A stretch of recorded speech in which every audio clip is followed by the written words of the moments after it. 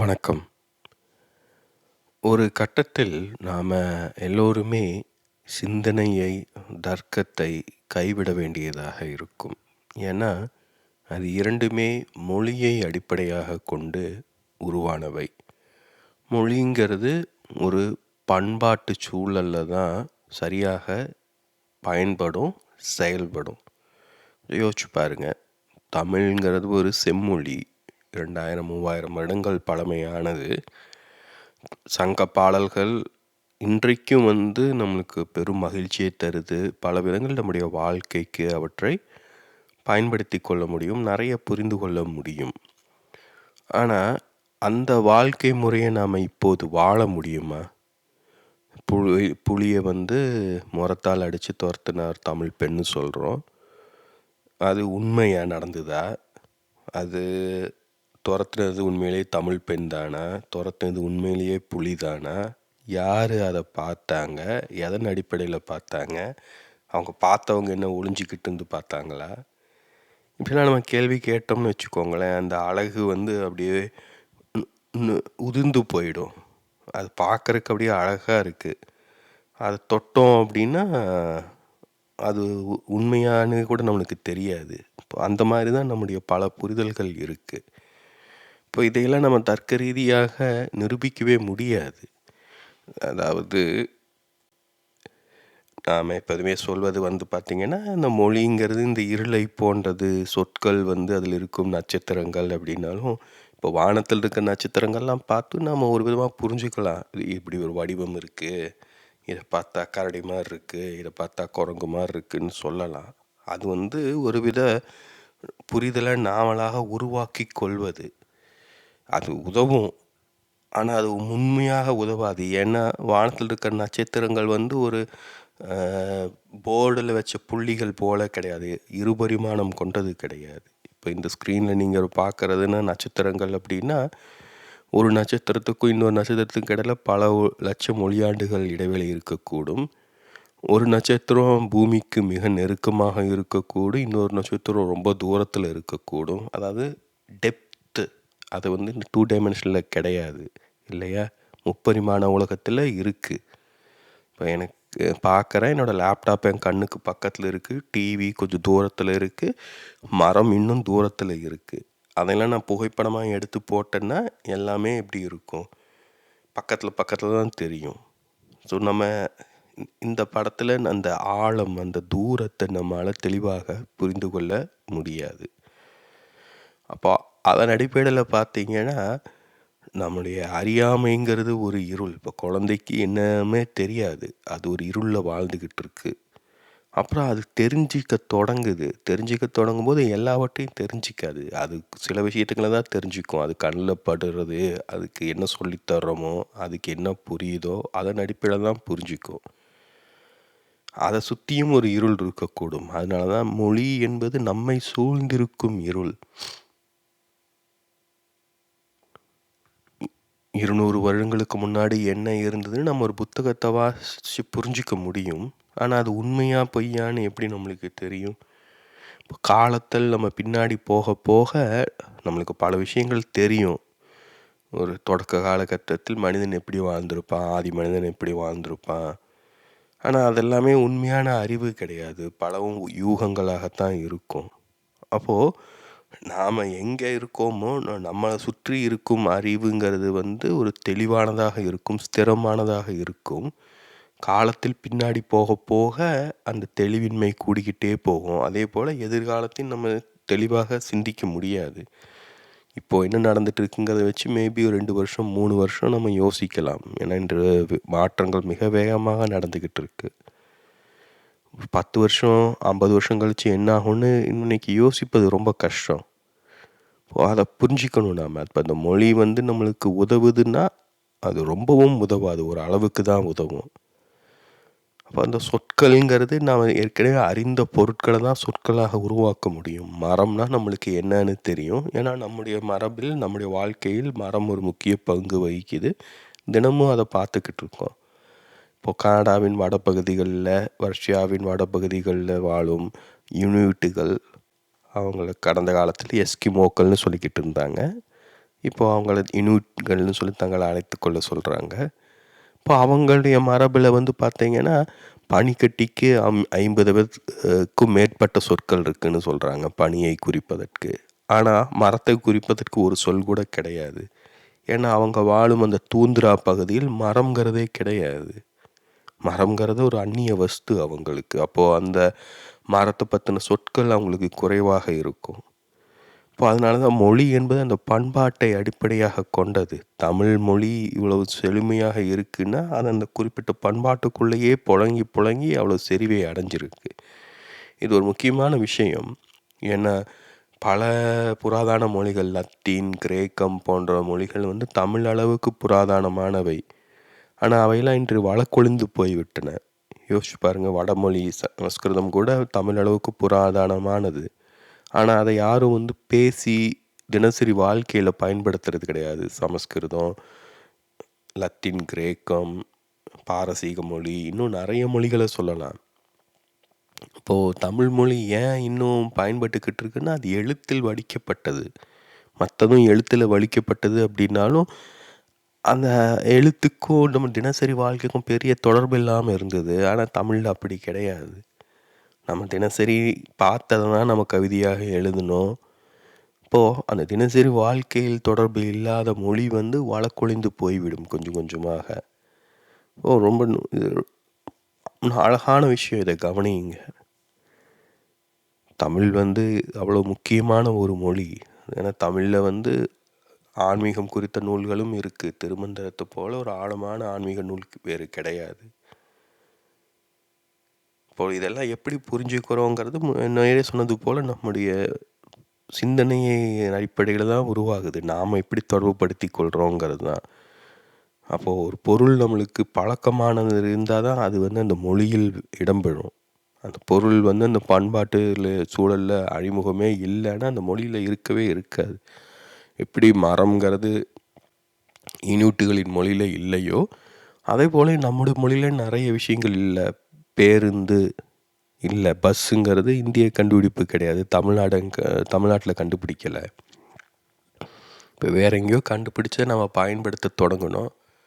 அப்போ வண்டிங்கிறதுக்கு உந்து அப்படிங்கிறது, உந்தி செல்வது அப்படிங்கிறதுன அடிப்படையில் சிற்றுந்து, பேருந்து, மகிழ்வுந்து அப்படின்லாம் பேர் வச்சுக்கிறோம். இதெல்லாம் உருவாக்கப்படும் வார்த்தைகள். இப்போ இந்த வார்த்தைகள் நம்ம தினசரி வாழ்க்கையில் பயன்பட்டால் தான் அந்த வார்த்தைகளுக்கு ஒரு பொருள் உருவாகும். நம்ம பயன்படுத்துகிறோமா அதை? செல்ஃபோன், கைபேசின்னு உபயோகப்படுத்துகிறோம்.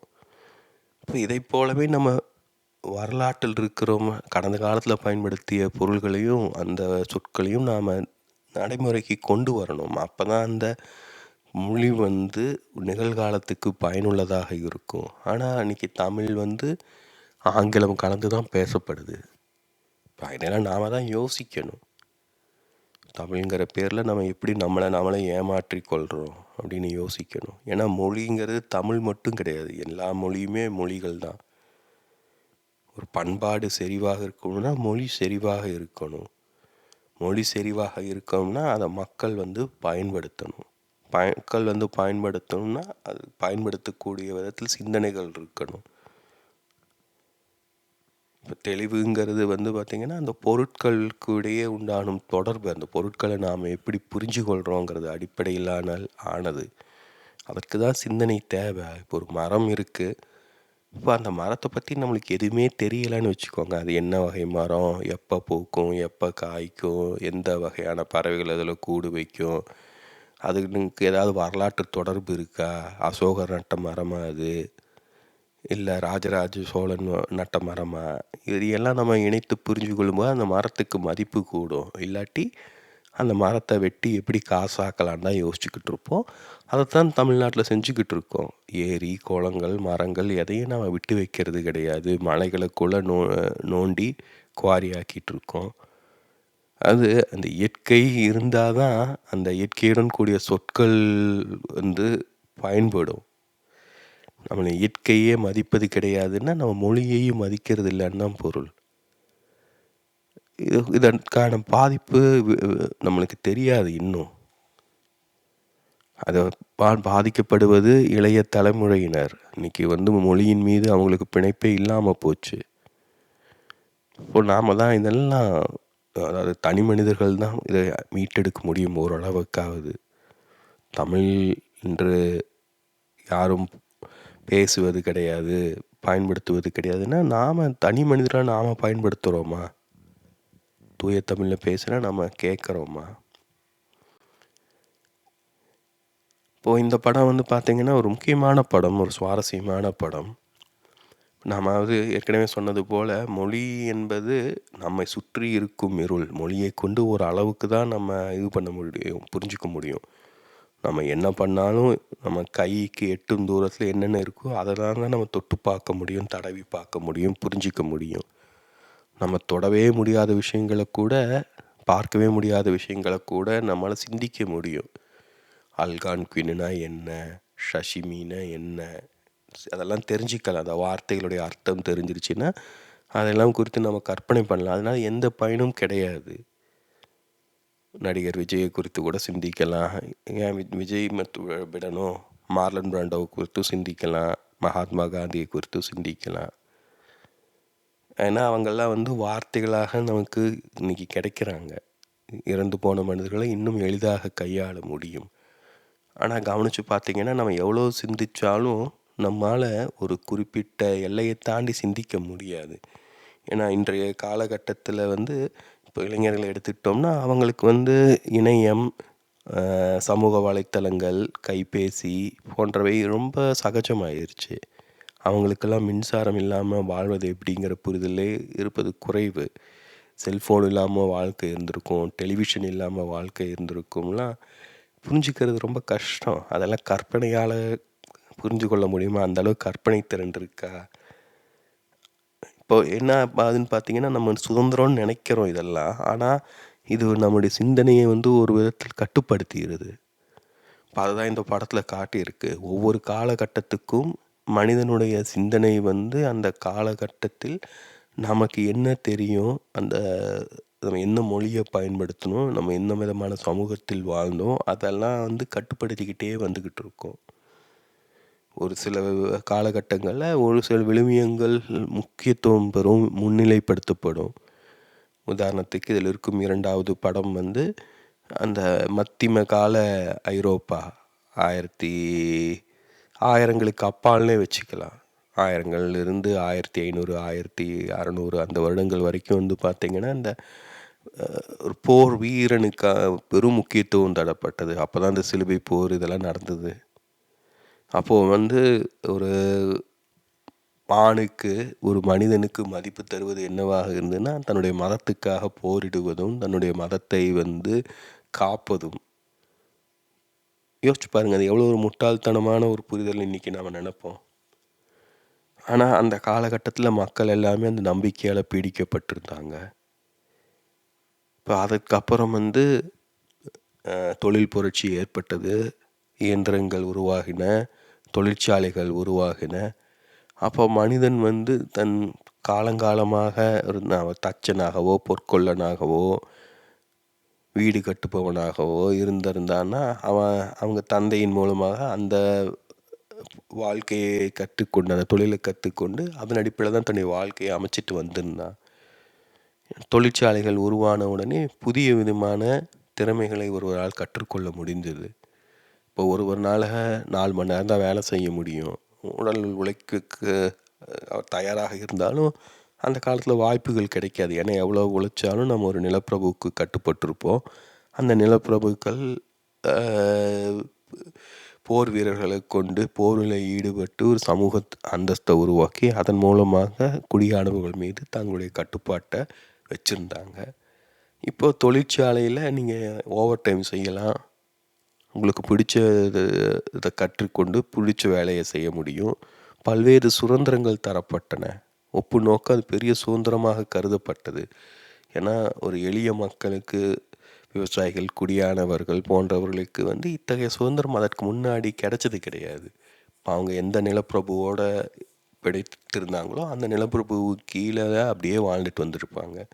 இப்போது அந்த நிலப்பிரபுவை கைவிட்டு அவங்க ஒரு முதலாளியை கண்டுபிடிக்க முடியும், ஒரு தொழிற்சாலையை கண்டுபிடிக்க முடியும். உழைப்புக்கேற்ற ஊதியம் இது போன்ற புரிதல்கள் எல்லாம் இப்போ முன்வைக்கப்பட்டது. இப்போ அதன் அடிப்படையில் தான் கம்யூனிசம் உருவானது. பல்வேறு சிந்தனைகள் அதன் அடிப்படையில் உருவாக்கப்பட்டது. ஒரு தத்துவ பொருளாதார அறிஞர் சொல்லியிருக்காரு.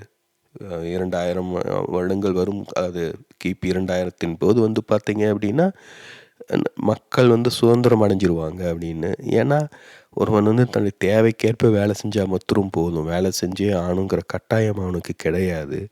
அவன் தேவையான அளவு சொத்தை சேர்த்துக்கிட்டு தனக்கு விரும்பிய வாழ்க்கை முறையை அமைச்சிக்கிட்டான்னா அவன் வேலை செஞ்சானுங்கிற வேண்டிய தேவை கிடையாது. அதன் மூலமாக அவன் சமூகத்தின் பிணைப்பிலிருந்தும் மற்ற பிணைப்புகளிலிருந்தும் தன்னை துண்டித்து கொள்ள முடியும். இப்போ பொருளாதார ரீதியாகவும் ஒருவன் தன்னை விடுதலை செய்து கொள்ள முடியுங்கிற புரிதல்லாம் முன்வைக்கப்பட்டது. இப்போ யோசிச்சு பாருங்கள், இன்றைக்கு நம்ம ஒரு நவீன யுகத்தில் வாழ்ந்துக்கிட்டு இருக்கோம். ஆனால் இன்றைக்கு இணையம் போன்றவை நம்மளை வெவ்வேறு விதங்களில் கட்டுப்படுத்திக்கிட்டு இருக்கு. இப்போ எதிர்காலமும் அப்படி தான், ஏதாவது ஒரு விதத்தில் நம்மளை கட்டுப்படுத்தும். இப்போ இந்த கட்டுப்படுத்தல் பார்த்திங்கன்னா பொதுவாக 3 விதமாக நிகழும். ஒன்று தொன்மங்கள், புராணங்கள் போன்றவை சில புரிதல்களை தரும். அதை நம்ம கைவிட முடியாது. ஏன்னா அது காலங்காலமாக நம்ம எப்படி வாழ்க்கையை வாழ்ந்திருக்கோங்கிறது அடிப்படையில் உருவானவை. இப்போ அறிவியல் அந்த தொன்மங்களையும் புராணங்களையும் கேள்விக்குள்ளாக்குது. ஏன்னா தொன்மங்கள், புராணங்கள் போன்றவை கற்பனையால் உருவானவை, நம்பிக்கையின் அடிப்படையில் கடைப்பிடிக்கப்படுபவை. ஆனால் அறிவியலால் முழுசாக அதை நீக்க முடியாது. அப்போது மனிதன் தனக்கு தெரியாத குறித்து, புரிந்து கொள்ளாத குறித்து ஒரு பயம் கொண்டு இருப்பான். இப்போ அந்த பயம் இருக்கும்போது மதம் உருவாகும். அந்த மதமும் பார்த்திங்கன்னா முழுமையான கற்பனை கிடையாது. ஒரு தொன்மமோ புராணமோ முழுக்க முழுக்க கற்பனையால் ஆனது. அறிவியல் முழுக்க முழுக்க நிரூபணவாத வழிமுறைகளை கொண்டது. மதம்ங்கிறது இரண்டும் கலந்தது. இப்போ மதம்ங்கிறது பல தனி மனிதர்கள் அல்ல ஒரு சில தனி மனிதர்களின் அனுபவங்கள், புரிதல்களின் அடிப்படையால் உருவானது. அது முழுக்க முழுக்க கட்டுக்கதை கிடையாது. அப்போது அந்த மனிதர் மீது நாம் நம்பிக்கை வைக்கிறோம். அவர் ஒரு மனிதர் தான், அவருடைய புரிதல் உண்மையாக தான் இருக்குன்னு நாம் நம்புகிறோம். அப்போது அதன் அடிப்படையில் தான் நம்ம மதத்தை நம்புகிறோம். நம்ம எந்த காலகட்டத்தில் வாழ்ந்தாலும் இந்த 3மே நம்மளை ஏதாவது ஒரு விதத்தில் பாதிச்சுக்கிட்டு இருக்கோம். நாமளும் அதை ஏதாவது விதத்தில் பாதிச்சுக்கிட்டு இருப்போம். ஏன்னா 1500களின் தொடக்கத்தில் அச்சு எந்திரம் உருவான போது அது ஒரு பெரிய மாற்றத்தை ஏற்படுத்துச்சு. ஏன்னா அது வரைக்கும் கல்விங்கிறது, படிப்பறிவு இதெல்லாமே பார்த்திங்கன்னா மதத்தின் கட்டுப்பாட்டில் இருந்தது. நீங்கள் கல்வி கற்றுக்கணும், படிக்க கற்றுக்கணும் அப்படின்னா ஐரோப்பாவை பொறுத்த வரைக்கும் நீங்கள் கிறித்துவ மத நிறுவனங்களில் சேர்ந்து ஒரு சொற்பொழிவாளராக, ஒரு ப்ரீஸ்டாக நீங்கள் பயிற்சி பெற்றாதான் உங்களுக்கு அதை குறித்த புரிதல் கற்றுத்தரப்படும். புத்தகங்கள் வெளிவந்த தொடங்கினதுக்கப்புறம் யார் வேணுமானாலும் அதை பார்த்து வாசிச்சிக்கலான்னு புதிய புரிதல் உருவானது. அதன் அடிப்படையில் தான் ப்ராட்டஸ்டன்டிசம் உருவானுச்சு, கத்தோலிசத்துக்கு எதிராக. இதெல்லாம் உலகளவில் நடந்த மாற்றங்கள். இப்போ இந்தியாவிலையும் பார்த்திங்கன்னா இது வேறு விதத்தில் நிகழ்ந்திருக்கும். ஆனால் இந்தியாவை பொறுத்த வரைக்கும் நம்ம அறிவியலை முன்வைக்கலை. நம்ம இன்றும் மதத்தை தான் பிடிச்சிக்கிட்டு இருக்கோம். தொன்மங்கள், புராணங்களை பிடிச்சிக்கிட்டு மதத்தின் அடிப்படையில், நம்பிக்கையின் அடிப்படையில் தான் நம்முடைய வாழ்க்கையை மேற்கொள்கிறோம். இன்றைக்கும் நம்ம நிலப்பிரபுத்துவ மனநிலையில் தான் இருக்கோம். நிலப்பிரபுத்துவ மனநிலைங்கிறது என்னென்னா முதலாளியை போற்றி புகழ்வது. இப்போ நம்ம இன்னும் வேலை செய்வது ஒரு கார்ப்பரேட் நிறுவனமாக இருந்தாலும் நாம் ஒரு முதலாளியை பொறுத்த வரைக்கும் ஒரு லாயலான சர்வெண்ட்டு போல தான் நம்ம வாழ முயற்சிக்கிறோம். இப்போ இதையெல்லாம் நாம் புரிஞ்சிக்கணும். இப்போ கடந்த காலங்களில் இந்த யுகங்கள், இந்த பெரிய மாற்றங்கள் சில 100 வருடங்களுக்கு ஒரு முறை நிகழும். மறுமலர்ச்சி காலம்னா அது ஒரு 200 300 வருஷம் காலம். தொழிற்புரட்சி காலம்னா அது 200 300 வருஷம் போச்சு. ஆனால் இன்று மாற்றங்கள் வெகு வேகமாக நிகழ்ந்து கொண்டே இருக்கின்றன. இன்றைக்கு தகவல் புரட்சி காலம்னு சொல்லலாம். அதுலேயும் எவ்வளோ மாற்றங்கள் இருக்குதுன்னு பாருங்கள். .NET காலம்ங்கிறது இன்டர்நெட்டு ஃபேமஸான காலம். இப்போ இன்டர்நெட்டுங்கிறது ரொம்ப சாதாரணமான விஷயமாகிருச்சு. இப்போ செயற்கை நுண்ணறிவுக்கான காலம். இது இன்னும் சில வருடங்கள் செல்லும். அதுக்கப்புறம் வேற ஏதாவது புதுசா வரும். இன்றைக்கு வந்து ஒரு சில வருடங்களே ஒரு யுகம் முடிவுக்கு வருது. ஒரு பெரிய மாற்றம் ஏற்படுதுன்னு சொல்லலாம். அப்போ நம்முடைய சிந்தனையும் அதுக்கேற்றாற் போல தான் இருக்கும். இப்போ 40, 50 வயசு இருக்கிறவங்க எல்லாருக்குமே கமல், ரஜினி பத்தி தெரிஞ்சிருக்கும். 60, 70 வயசானவங்களுக்கு சிவாஜி, எம்ஜிஆர பத்தி தெரிஞ்சிருக்கும். இப்போ நம்மளை அறியாம வந்து பார்த்தீங்கன்னா, அவங்க எல்லாமே அந்த குறிப்பிட்ட தலைமுறையில சேர்ந்தவர்கள பெரிய பாதிப்பை ஏற்படுத்தியிருப்பாங்க. வாசிப்பில் ஆர்வம் கொண்டவர்களுக்கு சுஜாதா, பாலகுமாரன், கமல், ரஜினி இவங்கெல்லாம் பெரிய ஒரு பாதிப்பை ஏற்படுத்தியிருப்பாங்க. தீவிர இலக்கியத்திலர்களுக்கு அசோகமித்திரன், சுந்தர ராமசாமி போன்றவர்கள் ஒரு பாதிப்பை ஏற்படுத்தியிருப்பாங்க. இப்போ இன்றைக்கு காலம் மாறிட்டு வருது. இப்போ நாம தான் அதை புரிஞ்சுக்கணும். நம்ம எந்த விதத்தில் நாம கட்டுப்படுத்தப்படுறோம், எப்படி கட்டுப்படுத்தப்படுறோம்னு பார்த்து அதிலிருந்து மீளணும். அதனால தான் நான் வந்து தர்க்கத்தை கைவிடுதல்னு சொல்கிறேன். ஏன்னா தர்க்கத்தில் மூலமாக ஒவ்வொன்றா ஆராய்ச்சி செஞ்சு யோசிச்சுக்கிட்டே இருந்தோம்னா வாழ்க்கையை முழுசாக நம்மளால் வாழவே முடியாது. ஒவ்வொரு அடியாக கணக்கு வச்சு வாழ்ந்துக்கிட்டே இருக்க முடியாது.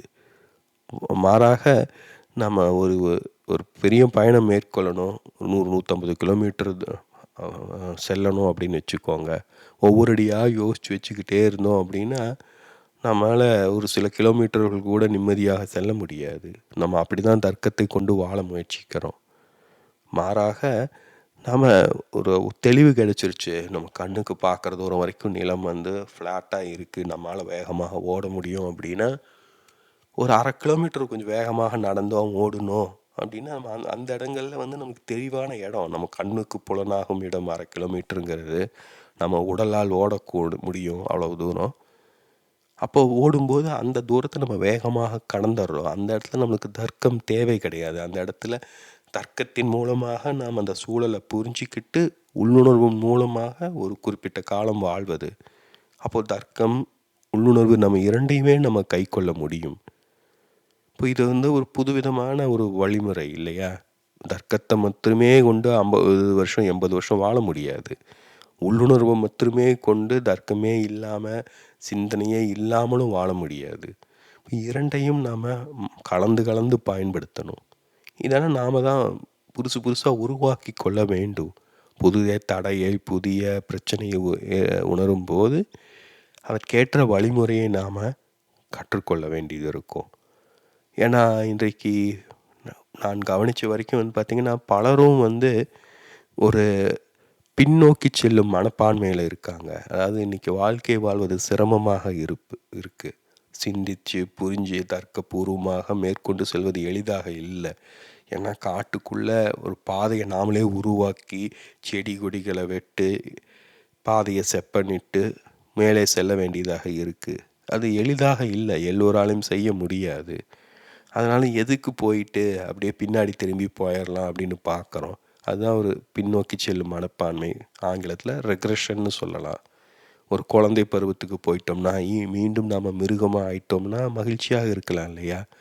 இப்போது அதை போன்ற புரிதல்களை பலரும் முன்வைக்கிறாங்க. இப்போ ஓஷோ போன்றவர்கள் அந்த மெய்ஞானம்னு சொல்லிட்டு சிந்தனையை முழுக்க முழுக்க மறுக்கிறாங்க. இப்போ ஜக்கி போன்றவர்கள் அத்தனைக்கும் ஆசைப்படுன்னு சொல்கிறாங்க. யோசிச்சு பாருங்கள், அது என்ன விதமான ஒரு ஆன்மீக மனநிலை அது? புத்தர் வந்து ஆசையே துன்பத்துக்கெல்லாம் காரணம்னு சொன்னார். ஏன்னா அவர் ஒரு அரசனாக வாழ்ந்தவர். வாழ்க்கையில் தேவையான எல்லாமே அவருக்கு கிடச்சிருச்சு. ஆனால் ஜக்கி அப்படி கிடையாது. அத்தனைக்கும் ஆசைப்படுன்னு சொல்லிட்டு ஆன்மீகவாதிங்கிற பேரில் அவர் ஒரு அரசனை போல வாழ முயற்சி செஞ்சுக்கிட்டு இருக்காரு. இப்போ எளிய மனிதர்களால் அது சாத்தியமா? அத்தனைக்கும் ஆசைப்படுனா எத்தனைக்கு ஆசைப்படுவீங்க?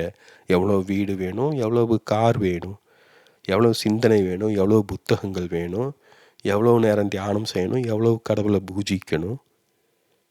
இப்போ நாம் தான் இதை யோசிக்கணும். நம்முடைய கெப்பாசிட்டி என்ன, மென்டல் கெப்பாசிட்டி என்ன, நம்மளால் எவ்வளோ தூரம் நடக்க முடியும், ஓட முடியும்னு யோசிக்கணும்.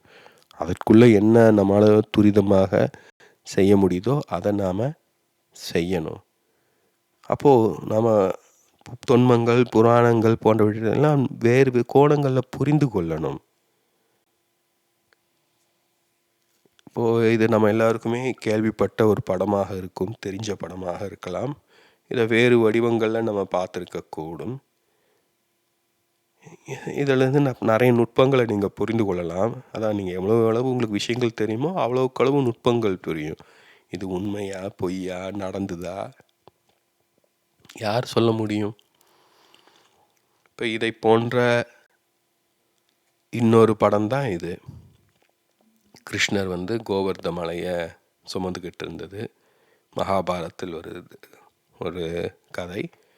இப்போ அதன் மூலமாக கிராம மக்களெல்லாம் அவர் காப்பாற்றினார். இப்போ இந்த இரண்டையும் நம்ம எப்படி புரிந்து கொள்வது? யோசிச்சு பாருங்கள். மலையை தூக்க முடியுமா? மலை ரொம்ப கனமானது. ஒரு தமிழ் படத்தில் ஒரு காமெடி வரும், கேள்விப்பட்டிருக்கலாம். நடிகர் செந்தில் இந்த மாதிரி ஒரு சின்ன மலையை தூக்க போகிறேன் அப்படின்னு சொன்னோன்னே மக்கள் எல்லாம் திரண்டு நிற்பாங்க. அப்புறம் சரி நான் ஒரு ஹனுமான் மாதிரி போஸ் கொடுத்துட்டு சரி நான் மலையை தூக்கிறதுக்கு தயாரெல்லாம் தூக்கி வைங்க அப்படின்னு சொல்லுவார். யோசிச்சு பாருங்கள். அதுதான் இங்கே முக்கியமான விஷயம். இங்கே அந்த மலைங்க என்பது ஒரு உருவகம். அதை யாராலையும் தூக்க முடியாது. ஏன்னா நம்ம மனம் எப்போதுமே நம்மளுக்கு தெரிந்த ஒன்றை தான் அதை ஹேண்டில் பண்ணும். அதுதான் அனுபவங்கிறது. புதுசாக ஒன்று வந்துச்சுன்னா மனம் ஸ்தம்பிச்சு போயிடும்.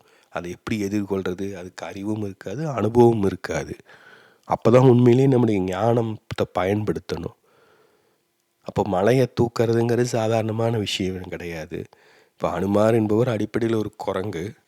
ஒரு குரங்குக்கு மூலிகைன்னா என்னென்னு தெரியுமா? அதுக்கு மூலிகை குறித்து சொல்லித்தர முடியுமா? ஆனால் அதுகிட்ட போய் அதை மூலிகை பிடுங்கிட்டு வான்னா அது பிடுங்கிட்டு வரும். ஏன்னா அது சொல்கிறத செய்யும். இப்போ அதை தான் இதுக்கு முன்னாடி இருக்கிற படம் சுட்டி காட்டுது. அது எதையுமே கேள்வி கேட்கறது கிடையாது. அதுவும் ஒரு பிரியமான ஒருவருக்கு தேவை அப்படிங்கும்போது அது எதை வேணாலும் செய்யும். அது முழுக்க முழுக்க ஒரு சிந்தனையின் அடிப்படையில் செயல்படும் ஒரு மிருகம் கிடையாது இல்லையா? உணர்ச்சிகளின் மூலமாக செயல்பட்டால் அப்படி தான் இருக்கும். அப்போ அதை தான் இந்த கதைகள் சுட்டி காட்டுகின்றன. ஒரு மலைக்கு ஒரு தெளிவான வடிவம் இருக்காது. ஒரு சூட்கேஸ்னால் ஒரு பிடி இருக்கும், அதை பிடிச்சி தூக்கிட முடியும். அதை போல் ஒரு பல மடங்கு பெரிய சைஸில் இருக்கிற ஒரு பாறையை தூக்க முடியுமா? பாறைக்கு ஒரு பிடி கிடையாது. அது போல் தான் ஒரு பிரச்சனைன்னா அதுக்கு ஒரு வாகா நம்ம பிடிச்சி தூக்கிறது எப்படின்னு நம்மளுக்கு தெரியாது. இன்னொருவர் தூக்கிறத பார்த்துட்டு இங்கே பிடிச்சி தூக்குனா ஈஸியாக தூக்கலாம் போல் இருக்குன்னு நாம் தூக்க கற்றுக்குவோம். இப்போ அதைத்தான் அனுமாரும் கிருஷ்ணனும் செஞ்சுருக்காங்க. மக்களால் எதிர்கொள்ள முடியாத பிரச்சனை அது வரைக்கும் அவங்களால அதை எப்படி கையாள்வதுன்னு தெரியல. அப்படிப்பட்ட பிரச்சனையை அவங்க ஏதோ பண்ணி செஞ்சு அந்த மக்களை காத்திருக்காங்க. அந்த பிரச்சனையிலேருந்து அவங்கள விடுவிச்சிருக்காங்க. இப்போ இப்படி தான் நம்மளை புரிஞ்சுக்கணும். இதை விட்டுட்டு அனுமாரை கும்பிடுவதும் கிருஷ்ணரை கும்பிடுவதும் அதனால் என்ன கிடைக்க போகுது நம்மளுக்கு? யோசிச்சு பாருங்கள். ஆறுதலாக கிடைக்கும்? அதுபோல் நம்மளுடைய பிரச்சனைலாம் தூக்கிடுவாங்களா? என்ன கதை இதெல்லாம்? இப்போ இதையெல்லாம் தான் நாம் சிந்திக்கணும். ஆனால் இதெல்லாம் சிந்திக்கும் திறனே நம்மளுக்கு இல்லை. ஆனால் இதையெல்லாம் கதைகளாக நம்ம பேசி அப்படியே கண்ணீர் மல்கினாலே நம்மளுக்கு வாழ்க்கை வளம் பெற்று விடும்னு நினச்சிக்கிட்டு இருக்கோம். ஸ்ரீராம ஜெயத்தை என்னமோ 1008 தடவை எழுதுனா வாழ்க்கை வளம் பெற்று விடுமா? அது செய்வதனால அந்த காரியத்தில் நம்முடைய மனதை செலுத்துவதனால மனம் அமைதி அடையும். அந்த மனம் அமைதி அடைவதனால வேறு பிரச்சனைகள் அதை எதிர்கொள்ளும் ஒரு தெளிவு இருக்கும். அதன் அடிப்படையில் அதெல்லாம் உருவாக்கப்பட்டது. அதனால தான் கதைகளை கேட்பது, கதாதாட்சியாளம் கேட்பது, உபன்யாசம் கேட்பது, அதெல்லாம் கேட்பதனாலே நம்ம தூய மனிதர்கள், புனிதமான மனிதர்கள் ஆயிட மாட்டோம், புத்திசாலிகள் ஆகிட மாட்டோம். ஒரு குழந்தை கதை கேட்டு தூங்குவதற்கும் நான் ஒரு உபன்யாசம் கேட்டுட்டு கதாகாதலட்சேபம் கேட்டுட்டு தூங்குவதற்கும் ஒரு வித்தியாசமே கிடையாது. இப்போ இதெல்லாம் எப்படி சாத்தியமாக இருக்குன்னா மொழி தான். இப்போ இந்த மொழியை நாம் எப்படி பயன்படுத்துகிறோங்கிறத பொறுத்து. தொன்மங்கள், புராணங்கள் போன்றவை மொழியால் தான் உருவாக்கப்பட்டவை. தத்துவங்களும் மொழியால் உருவாக்கப்பட்டவை. ரெண்டுக்கும் என்ன வித்தியாசம்? தத்துவம் முழுக்க முழுக்க தர்க்க ரீதியானது. தொன்மங்கள், புராணங்கள் போன்றவை கட்டுக்கதைகளால் நிரம்பியது. இப்போது ஒரு பஸ் எத்தனை மணிக்கு வரும் அப்படின்னு கேட்டோம்னா நம்ம சொல்லணும், மணி 9 ஆச்சா, 9:10க்கு வந்துடும் கரெக்டாக அப்படின்னு சொன்னோம்னா வாழ்க்கையை வாழ முடியும் நம்ம. அதை விட்டுட்டு பஸ்ஸு எத்தனை மணிக்கு வரும்னு கேட்டால் அவர் போய் கோவிலில் பூஜையை முடிச்சுட்டு பூஜை நல்லா நடந்துச்சுன்னா அதுக்கேற்ற போல் பிரசாதம் நிறைய சாப்பிட்டுட்டு பஸ்ஸுக்கு நல்லா விபூதி காட்டி சூடம் காட்டி அதன் பிறகு பஸ்ஸு வரும் அப்படின்னா ஏதாவது நம்மளுக்கு பயன் இருக்குமா? அதனால் யோசிச்சு பாருங்கள். பஸ்ஸு ஓடுறது பெட்ரோலில், பஸ்ஸு ஓடுறதுக்கு பெட்ரோல் ஒழுங்காக இருக்கா, டயரில் காற்று நல்லா இருக்கா, பஸ்ஸு நல்லா கண்டிஷனில் இருக்கா, இதெல்லாம் தான் முக்கியம். அந்த பஸ்ஸுக்கு கொண்டு போய் கோவிலில் கொண்டு போய் பூஜை போட்டு எடுத்துகிட்டு வந்தோன்னா பஸ்ஸு விபத்து இல்லாமல் ஓடுமா? பெட்ரோல் இல்லாமல் ஓடிக்கிட்டே இருக்குமா? இப்போ நம்ம அந்த மொழியை எப்படி பயன்படுத்துகிறோம்? நம்மளுக்கு கடந்த காலங்களில் தெளிவு தேவைப்பட்டது. ஏன்னா குழப்பத்திலேயே வாழ முடியாது. ஒரு இருள்ங்கிறது அச்சம் தருவது. அப்போ அந்த இருளில் என்ன இருக்குதுன்னு நம்மளுக்கு தெரியணும். அதை சொல்லி காட்டுவது தான் மொழி இல்லையா? நமக்கு தெரியாத இருள் அறியாமை, நமக்கு தெரிந்த இருள் மொழி. அதற்குள்ளே சொல்லை கொண்டு ஒன்றை சுட்டி காட்டும்போது அந்த இருளில் இருக்கும் ஒன்று நம்மளுக்கு தெளிவாகுது. ஆனால் அதையே நம்ம கட்டுக்கதையாக விடலாம். ஓ, அது ஒரு பிசாசு அப்படின்னு சொன்னோம்னு வச்சுக்கோங்க. என்ன அர்த்தம்? என்ன அது பிசாசுனா என்ன? யாராவது ஃபோட்டோ எடுத்து போட்டிருக்காங்களா? நம்மளுக்கு தெரியுமா பிசாசு எப்படி இருக்குன்னு? செல்ஃபி இருக்கா? ஸோ நம்ம வார்த்தைகளை எப்படி உருவாக்குறோன்னு பாருங்கள். எவ்வளோ வார்த்தைகள்லேயே எவ்வளோ போலித்தனமான வார்த்தைகள் இருக்குது, அர்த்தமற்ற வார்த்தைகள் இருக்குது, தர்க்கம் இல்லாத வார்த்தைகள் இருக்குது. இப்போ அந்த வார்த்தைகளை தெரிந்துங்களால் நம்மளுக்கு என்ன பயன் இருக்குது? இதனால் தனி மனிதர்கள் தான் யோசிக்கணும். இப்போ மொழியை கொண்டு நாம் தெளிவை உருவாக்க முடியும். அதற்காக அந்த மொழியில் இருப்பது எல்லாமே தெளிவை தரும்னு சொல்ல முடியாது. அதனால தான் நம்முடைய வாழ்க்கை இன்றைக்கி சிக்கலாக இருக்குது. இப்போ ஆங்கிலம் கற்றுக்கொண்டவர்கள் வாழ்க்கை எளிமையாக இருக்குதுன்னா, ஆங்கிலம் ஒரு நடைமுறை சார்ந்த மொழி. அது செவ்வியல் மொழி கிடையாது, செம்மொழி கிடையாது. ஆங்கிலத்தில் நான் பிரம்மத்தை நிராகரிக்காமல் இருப்பேனாக, ஓங்கி அடித்தா 1.5 டன் வெயிட்டுடா, நான் ஒரு தடவை சொன்னால் 100 தடவை சொன்ன மாதிரின்னு எல்லாம் சொன்னால் சிரிப்பாங்க. அதெல்லாம் நம்மளுக்கே தெரியுது, ஒரு வீம்புக்கு பேசுகிற ஒரு பஞ்சு டைலாகுன்ட்டு. ஆனால் தமிழில் பேசினா கைதட்டுவோம். ஏன்னா தமிழ் அந்த மாதிரியான செவ்வியல் மொழி. அப்படியே அடுக்கு மொழியில் பராசக்தியில் சிவாஜி பேசுகிற மாதிரி வசனம் பேசுனா அப்படியே சிறுத்துக்கிறோம் நம்ம. அதே துணியில் தான் அரசியல்வாதிகள் மேடையில் இன்றைக்கும் பேசிக்கிட்டு இருக்காங்க. நமக்கு மொழியை அந்த சொற்களின் பொருளை கொண்டு தர்க்க ரீதியாக பயன்படுத்துவது கிடையாது. உணர்ச்சிகளை கொண்டு தான் நம்ம தமிழை பயன்படுத்திகிட்டு இருக்கோம். நம்ம பேசும் பல சொற்களுக்கு பின்னாடி இருக்கும் உணர்ச்சி தான் நம்மளுக்கு கவனிக்கிறோம். அதை தான் நம்மளுக்கு பிடிச்சிருக்கு. ஏன்னா வாழ்க்கை ரொம்ப சூம்பி போய் கிடக்கு. நம்மளுக்கு அப்படியே தேங்கி போய் கிடக்கிறோம். உடனே தமிழா தலை நிமிர்ந்து நில் சிங்கப்பெண்ணே அப்படின்னா அப்படியே சிலுத்துக்கிறோம். அவ்வளோ முட்டாளாக நம்ம வாழ்ந்துக்கிட்டு இருக்கோம். அதாவது சண்டை கோழி சிலுத்துக்கும் இல்லையா? அதை போல தான் நம்ம மொழியை கொண்டு நம்மளை எதையாவது பேசி குத்தி கோபப்படுத்தி கிளறி காயப்படுத்தி நம்ம சிலுத்துக்க வைக்க பார்க்குறாங்க. நம்ம உடனே அபினுண்ட அணைகொண்டா போல் அப்படியே சீரறோம். நம்ம தமிழை அந்த கோணத்தை நம்ம பயன்படுத்திக்கிட்டு இருக்கோம். அதனால தான் தமிழை உருப்படியாக நம்ம எதையுமே பேச முடிவது கிடையாது. இப்போது அமெரிக்காவில் தமிழ் இலக்கிய ஒரு கூட்டம் நடத்துது அப்படின்னா அங்கே போய் புனை எழுத்தாளர்கள் தான் போய் பேசிக்கிட்டு இருக்காங்க. கதைகளை எழுதுகிறவங்க தான் போய் அங்கேயும் போய் பேசுகிறாங்க. தர்க்கபூர்வமாக தமிழை பயன்படுத்தும் திறனே நம்மளுக்கு கிடையாது. அதை நாம் கற்றுக்கொள்வதே இல்லை. அப்படி கற்றுக்கிட்டால் தான் நம்ம அப்புறம் மொழியை கைவிட முடியும். அதனால தான் இன்னும் நம்ம மொழியை முழுசாக உள்வாங்கிக் கொள்ளவும் இல்லாமல் அதிலிருந்து எதையும் கற்றுக்கொள்ளாமல் வாழ்ந்துக்கிட்டு இருக்கோம். இப்போ ஒரு விதத்தில் பார்த்திங்கன்னா மொழி இந்த படத்தில் இருப்பதை போல தான். இந்த வாழ்க்கை கட்டுக்கடங்காமல் போகும்போது மொழியை கொண்டு நாம் கட்டுப்படுத்துகிறோம். ஏன்னா மொழியில் ஒரு சொல் இருந்தால் தான் அந்த சொல் நம்மளுக்கு அந்த சொல் குறிப்பிடும் அந்த பொருளோ நிகழ்வோ மனிதரோ நம்முடைய வாழ்க்கையில் இடம்பெற்று இருக்காங்க, அதனால் ஏதாவது பயன் இருக்குன்னு பொருள். நிறைய சொன்னது போல் அல்கான் குயின்கிற வார்த்தை கேள்வியே பட்டிருப்பதற்கு வாய்ப்பு குறைவு. ஏன்னா நம்மளுக்கு அது தேவை கிடையாது. சஷிமினா என்னன்னு தெரிஞ்சுக்கலான்னா தமிழ்நாடுல யாருக்கும் தாகம் எடுக்காதுன்னு கிடையாது இல்லையா? ஸோ நம்ம வாழ்க்கைக்கு என்ன தேவையோ அதை தான் நம்ம தெரிஞ்சுக்குவோம். ஆனா நம்ம வாழ்க்கை இவ்வளோ எப்படி இருக்குன்னு கொஞ்சம் யோசிச்சு பாருங்க. நம்ம ஒரு பெருமிதம் கொள்ளும் அளவுக்கு நம்ம வாழ்க்கை இருக்கா? தமிழுடைய வாழ்க்கை, தமிழ் மக்களுடைய வாழ்க்கையை நம்ம உலகத்துக்கு ஒரு முன்னுதாரணமாக காட்ட முடியுமா? இப்போ பூட்டான் வந்து சில வருடங்களுக்கு முன்னால் மகிழ்ச்சியான மக்கள் நிறைந்த நாடுன்னு சொல்லப்பட்டது. அதைப்போல தமிழ்நாட்டில் எதையாவது சொல்ல முடியுமா? அப்படின்னா அதை பற்றி நிறைய விரிவாக ஆராய்ந்தாங்க. எப்படி அந்த நாட்டில் எல்லாம் மகிழ்ச்சியாக இருக்காங்க, எதன் பொருட்டு மகிழ்ச்சியாக இருக்காங்கன்னு யோசிக்க தொடங்கினாங்க. இப்போ தமிழ்நாடு அதே போல் மகிழ்ச்சியான ஒரு மக்கள் நிறைந்த ஒரு மாகாணம் அப்படின்னு சொல்லிட்டோம்னா உடனே எல்லாருமே ஆராயத் தொடங்குவாங்க. தமிழ்நாடு மகிழ்ச்சிக்கு என்ன காரணம்? தமிழ் சினிமாவா? நடிகர் விஜயின் ஜனநாயகனா? கீழடியா? பொருணை பண்பாடா? தமிழ் மொழியா? ரஜினிகாந்தா? ரஜினிகாந்தின் மகள்களா?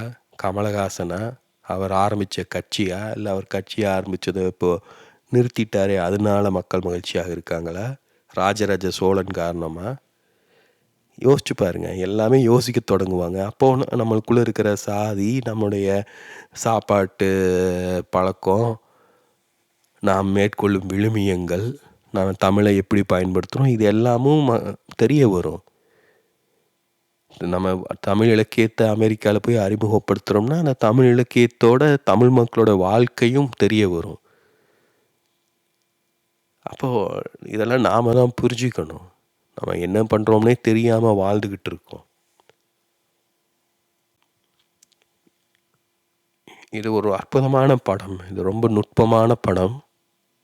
உங்களால் புரிந்து கொள்ள முடியுதான்னு பாருங்கள். ரொம்ப அருமையான படம் இது. ஏன் நான் சொல்கிறேன்னா இது முழுக்க முழுக்க நான் என்னுடைய கற்பனையால் உருவாக்குனதுக்கு இல்லை. நான் ஒரு சிக்கலான ஒரு புரிதலை வந்து செயற்கை நுண்ணறிவுகிட்ட கொடுத்தேன். அது ரொம்ப அற்புதமாக வெளிப்படுத்தியிருக்கு. ஏன்னா இதை ஒட்டி வேறு படங்களும் உருவாக்கியிருக்கேன். இப்போது செயற்கை நுண்ணறிவும் பார்த்திங்கன்னா நம்மகிட்ட இருந்து கற்றுக்குது. நாம் எப்படி ஒரு படங்கள் உருவாக்குறோம், நம்முடைய எதிர்பார்ப்பு என்னன்னு பார்த்து அது கற்றுக்கிட்டு நம்முடைய எதிர்பார்ப்பை பூர்த்தி செய்வது போல் படங்களை உருவாக்கி தருது. இது ஒரு ரொம்பவும் ஒரு அற்புதமான விஷயம். ஒரு தனி மனிதன் கூட இன்னொரு மனிதனை அவ்வளோ நுட்பமாக புரிந்து கொள்ள மாட்டான். இப்போ இதன் அடிப்படையில் வந்து பார்த்திங்க அப்படின்னா மொழி நம்ம பார்ப்பது எல்லாமே சொற்களால் மாறுது. வேறு படத்தில் அதை விளக்கியிருக்கேன். அப்போ தான் நம்மால் அதை உள்வாங்கிக் கொள்ள முடியும். ஒரு விதத்தில் வந்து மொழி என்பது நமக்கு சுற்றி இருக்கும் அந்த யதார்த்த உலகை வந்து சொற்களாக மாற்றி தருவது தான். சொற்களை நம்மால் எளிதில் கையாள முடியும். அந்த உலகை கையாள்வதுங்கிறது சொற்களை கொண்டு கையாள்வது எளிது. அப்போ அதை தான் இந்த படம் காட்டி இருக்கு. அப்போது அந்த சொல் இல்லாத போது நம்ம என்ன உணர்கிறோம்?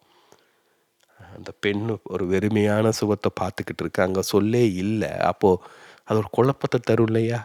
சுற்றியும் சொற்களாகவே இருக்குது. அப்போ அந்த வெற்றிடத்தில் என்ன இருந்திருக்கும்? அங்கே ஏதாவது படம் இருந்திருக்குமா? ஜன்னல் ஏதாவது இருந்திருக்குமா?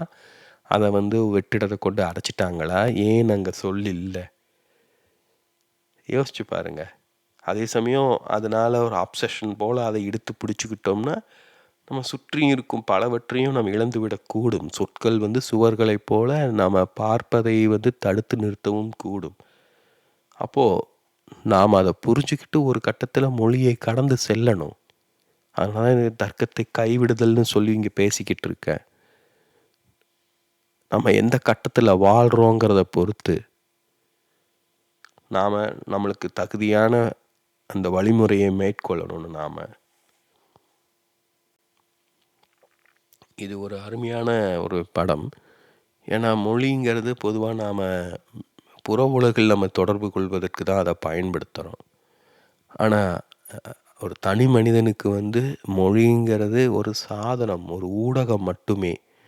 இப்போது நான் நல்லா சமைக்கிறேன் அப்படின்னா அதுதான் என்னுடைய மொழி. ஏன்னா அதில் தான் என்னுடைய திறமையை நான் வெளிப்படுத்த முடியுது. என்னால் நல்லா பாட முடியுது, ஆட முடியுது அப்படின்னா அதெல்லாம் தான் என்னுடைய திறமை இல்லையா?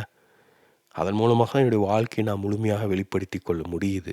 எல்லாருமே மொழியை கொண்டு தான் தன்னை வெளிப்படுத்தி கொள்ளணுங்கிற அவசியம் கிடையாது. எவ்வளவு நுட்பமாக நம்ம மொழியை கற்றுக்கொள்கிறோமோ அதன் மூலம் நம்ம வெளிப்படுத்தி கொள்கிறோமோ அது நல்லது நம்மளுக்கு.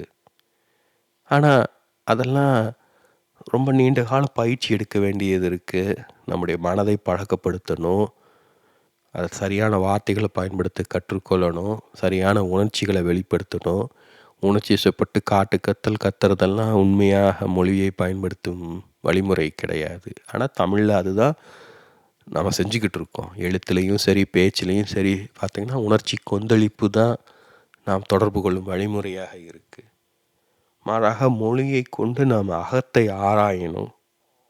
நமக்குள்ளே என்ன இருக்குன்னு கண்டுகொண்டே போகணும். அப்போ நமக்குள்ளே இருக்கிற பொய்களை, போலித்தனங்களை எல்லாம் மொழியை கொண்டு நாமால் வெட்டி எறிய முடியும். இப்போ இதுக்கு முன்னாடி இந்த படம், அந்த செடியை மொழியை கொண்டு ட்ரிம் பண்ணுறோம். அது இயற்கையானதா, இயற்கைக்கு முரணானதா யோசிச்சு பாருங்கள். இப்போ ஒரு சின்ன உதாரணம் இப்போ எங்கள் வீட்டு பக்கத்தில் ஆப்பிள் மரங்கள் இருக்குது. அந்த வீடு கட்டின போதே பக்கத்து வீட்டை சேர்ந்தவங்க அந்த மரங்களை நட்டிருக்காங்க.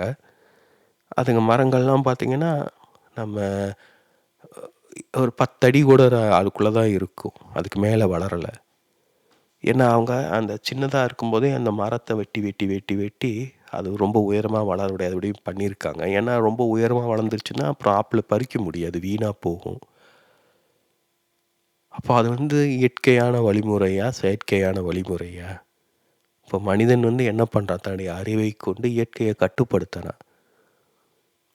ஒரு கட்டிடம்ங்கிறது செயற்கைன்னு நம்ம ஏற்றுக்கொள்வோம். ஏன்னா அது முற்றிலும் இயற்கைக்கு மாறானது. இயற்கையில் கட்டிடங்கள் தானாக தோன்றுவது கிடையாது.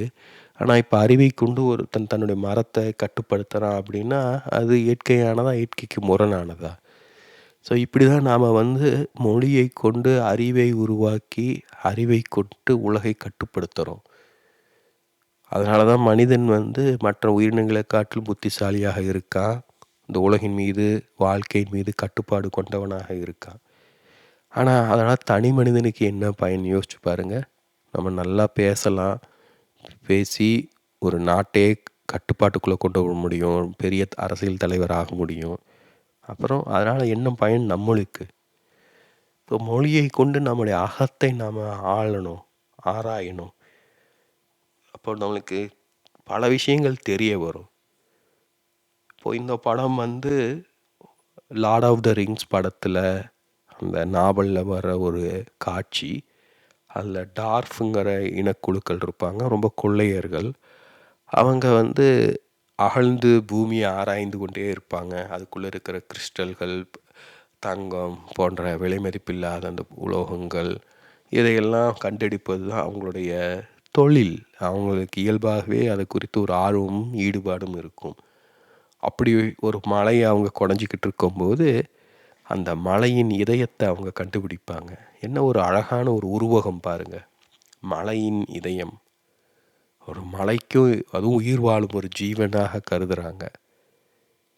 இப்போ இது ஒரு இயல்புக்கு முரணான விஷயம் இல்லையா? அது கற்பனையான ஒரு புரிதல் தான். ஆனால் அழகாக இருக்கு இல்லையா?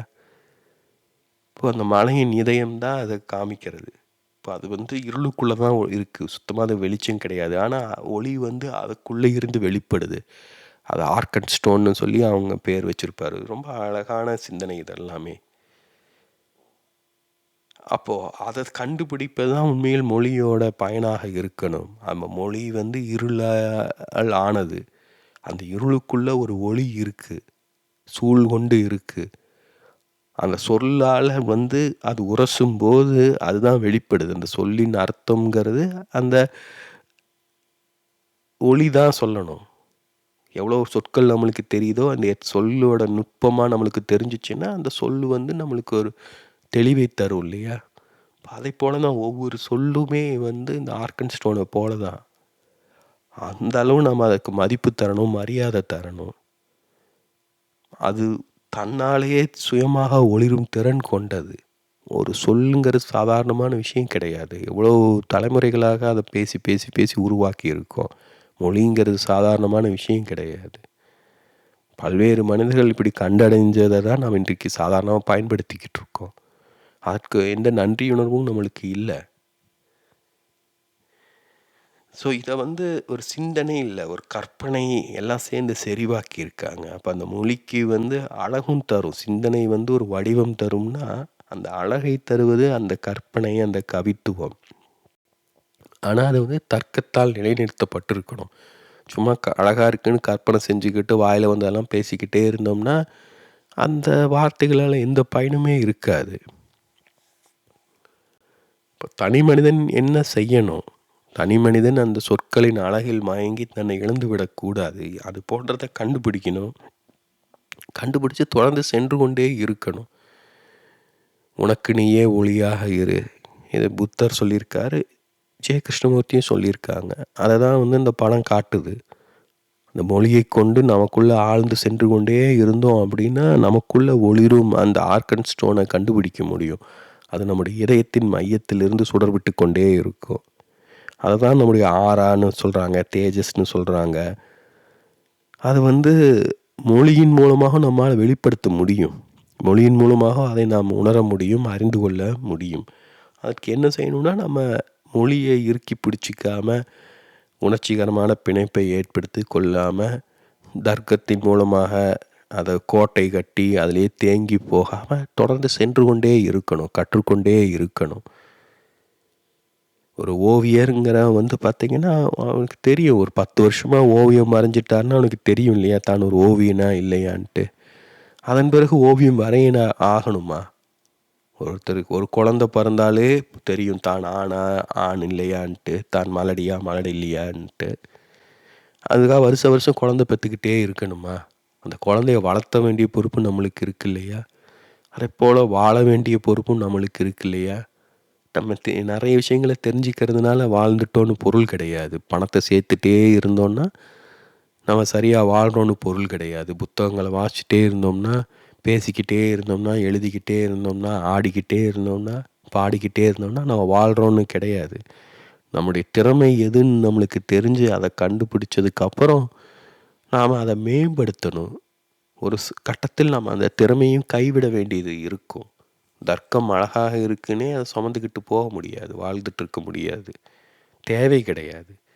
ஒரு புரிதல் நிகழ்ந்ததுன்னா அந்த புரிதல் தான் நம்மளுக்கு முக்கியம். உணவு சாப்பிட்றோம், நல்லா ருசியாக இருக்குது, ஜீரணமாகி செரிச்சதுக்கப்புறம் தேவையற்றதெல்லாம் கழிவாக வெளியேறிடுது இல்லையா? அது அப்படியே உடம்புல தேங்கிக்கிட்டே இருக்கிறது கிடையாது. சில சமயம் அதை தான் நம்ம மொழியில் நம்ம கவனிக்க வேண்டிய விஷயங்கள். மொழியில் இருந்து என்ன வெளிப்படுது, நாம் என்ன செய்கிறோம், தமிழ் ஒரு செம்மொழி, நாம் அதை எப்படி பயன்படுத்துகிறோம், அதை பயன்படுத்தி அறிவுபூர்வமாக எதாவது அறிந்து கொள்கிறோமா? அதையும் நம்ம செய்ய மாட்டேங்கிறோம். அதை பயன்படுத்தி நம்ம ஏற்கனவே இருக்கும் பிணைப்புகள்லேருந்து, துக்கத்திலிருந்து நம்ம விடுவித்து கொள்கிறோமா? அதையும் நம்ம செய்ய மாட்டேங்கிறோம். இப்போ எந்த கோணத்தில் நம்ம மொழியை பயன்படுத்துகிறோம்? நம்ம சிந்திக்கிறோமா? தர்க்கத்தை எப்படி பயன்படுத்துகிறோம்? இதையெல்லாம் யோசிக்கணும். இப்போ யோசித்து இதெல்லாம் செய்வது ரொம்ப கஷ்டங்கிறதுனால தான் முன்பே சொன்னது போல் நம்ம பின்னோக்கி செல்லுதல்னு, மிருகமாக மாறுவது, ஆடு மாடெல்லாம் பல்லா தேய்க்குது. இப்போ ஆடு மாடெல்லாம் செல்ஃபோனும் பயன்படுத்துறது கிடையாது, இன்டர்நெட்லேயும் மேய்கிறது கிடையாது. அப்படி இருக்கலாம்ல நம்ம என்னென்னா அப்படியே ஆடு மாதிரி எந்த பொறுப்பும் இல்லாமல் வாழணும். அதே சமயம் நம்மளுக்கு மனிதர்களுக்கு தேவையான எல்லா வசதிகளும் வேணும். ஏசியில் இருந்துக்கிட்டு, ஏன்னா ஆடு மாடலுக்கு ஏசி தேவை கிடையாது. ஏசியில் இருந்துக்கிட்டு நம்மளுக்கு பிடிச்ச பாடங்களை பார்த்துக்கிட்டு, பிடிச்ச சாப்பாடை சாப்பிட்டுக்கிட்டு வாழணும் அப்படி ஜாலியாக, இப்படி தான் நினச்சிக்கிட்டு இருக்கோம்.